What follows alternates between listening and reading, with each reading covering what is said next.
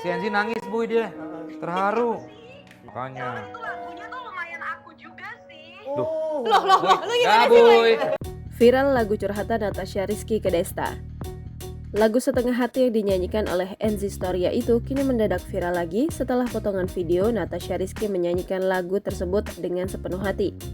Lagu Setengah Hati ini seperti menggambarkan perasaan Natasha Rizky usai digugat cerai oleh sang Desta Mahendra di Pengadilan Agama Jakarta Selatan.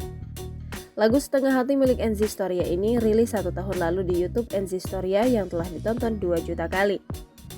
Dalam unggahan Instagram @bunstetik, nampak Natasha Rizky sedang video call dengan Desta Mahendra di acara YouTube Vindes sambil menyanyikan lagu Setengah Hati milik Enzi Storia.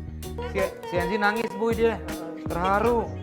Makanya. Itu lagunya tuh lumayan aku juga sih. Loh, lu Ya gimana sih? Boy. Bintang tamu di acara YouTube Vindes itu kebetulan Enzi Storia. Diketahui presenter Deddy Mahendra Desta atau Desta dikabarkan telah mengajukan gugatan cerai talak pada istrinya Natasha Rizky di Pengadilan Agama Jakarta Selatan. Gugatan itu didaftarkan pada 11 Mei 2023 melalui e-court. Jangan lupa subscribe, share, komen, dan like ya.